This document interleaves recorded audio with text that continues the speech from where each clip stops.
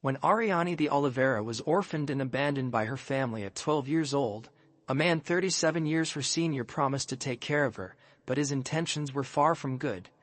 Ariane, alone, fragile and helpless, believed that this man could be the father figure she never had.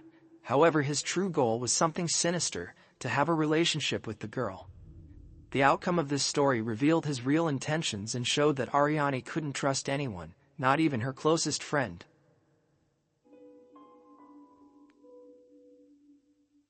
Ariane Aparecida de Oliveira was just 18 years old when everything happened in April 2024.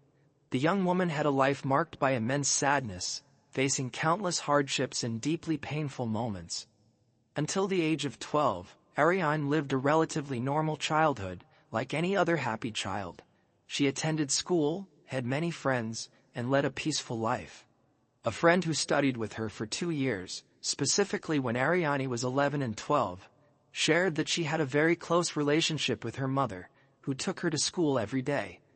At that time, Ariane lived with her mother, stepfather and half-brother, her stepfather's son, with her mother. However, when she was just 12, Ariane faced the sudden loss of her mother, an event that turned her life upside down. On top of grieving her mother's absence, she was abandoned by her stepfather, who left with his younger son, leaving Ariane completely alone. Without contact with other family members, Ariane found herself helpless. She began moving from house to house, seeking shelter with friends and trying to find a place to live. Even in the face of such adversity, Ariane was described as a loving person who got along well with everyone.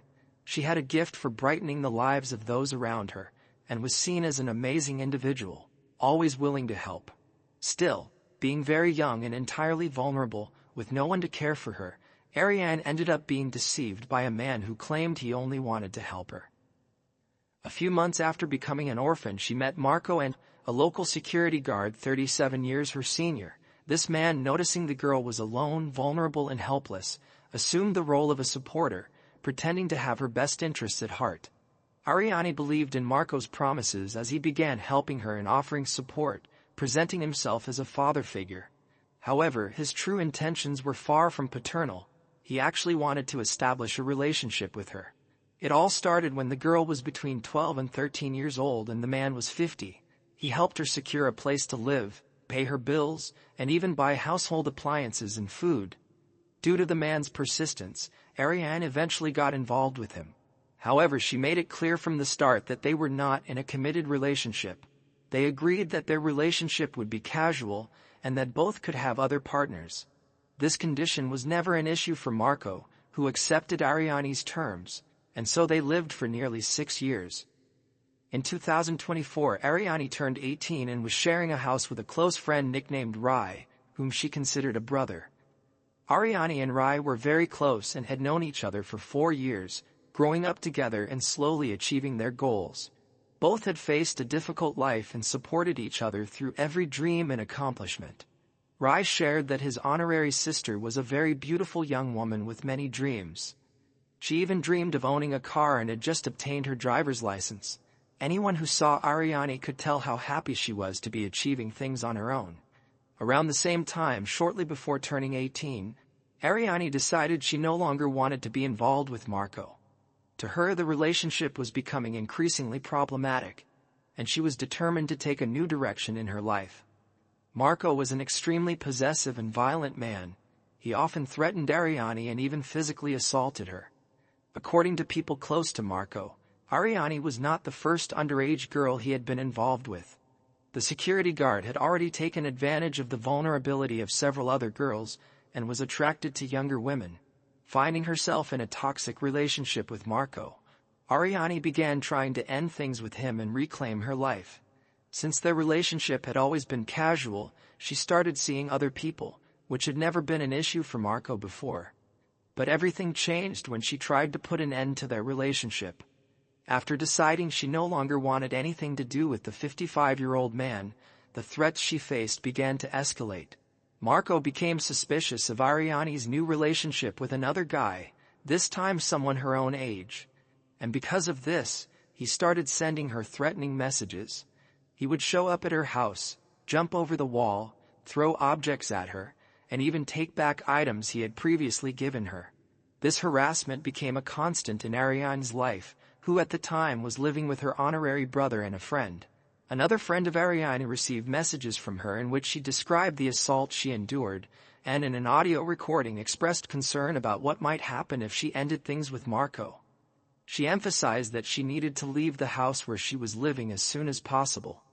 Ariane also sent a message via social media, warning that if anything happened to her, everyone would know who was responsible, referring to Marco. A week before the tragic events, Ariane recorded a video documenting one of Marco's numerous attempts to break into her house.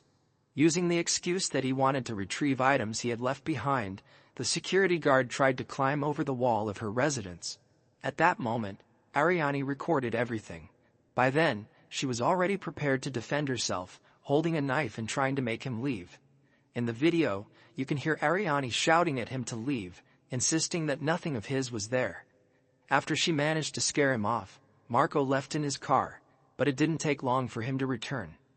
On April 14, 2024, a Sunday afternoon, Marco came back to Ariane's house determined to confront her. Upon arriving, he tried to force open the gate with a screwdriver but failed. Rai, Ariane's honorary brother who lived with her, saw him. Rai alerted Ariane that Marco was trying to break into the house again and she ran to hide. However, Marco quickly jumped over the property wall armed with a knife and headed straight to the room where Ariane was hiding. When he got there, Rai jumped on Marco's back and managed to disarm him, throwing the knife onto the bed. What Rai didn't know was that the knife wasn't the only weapon Marco was carrying. Marco had also brought a semi-automatic pistol and without hesitation fired a shot at Ariane, who tragically passed away on the spot. Rai then ran and hid at a neighbor's house from where he heard more gunshots. The neighbor called the police, who arrived quickly at the scene. When the officers entered the residence, they found Ariane's body on the bedroom floor, already lifeless, and Marco was also found on the floor having shot himself. Marco had intended to fire one more shot at himself, but the police were able to stop him. He was taken alive to the hospital, but he did not survive his injuries and passed away. The police cordoned off the residence, and during the forensic examination they collected evidence including the weapons used in the crime, the knife, the loaded semi-automatic pistol, and a magazine with 17 intact rounds. The investigation began quickly, but the motivations for the crime seemed clear. For the police, Ariane had decided to end her relationship with Marco, but he didn't accept her decision and chose to take her life. However, a twist emerged in the case. After interviewing several witnesses, including Ariane's honorary brother and other friends, the police began to investigate the possible involvement of an ex-friend of Ariane in the crime. According to the witnesses, this ex-friend had been close to Ariane, but for unknown reasons the two had argued and had not spoken since. Ariane had met this friend through other acquaintances, and the girl, who had nowhere to live after being kicked out by her parents, was taken in by Ariane. After the argument, this ex-friend of Ariane began getting involved with Marco in exchange for money and favors.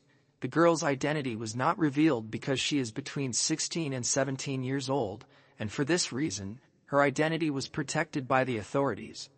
Witnesses reported that after being expelled from Ariane's house, the girl moved in with Marco.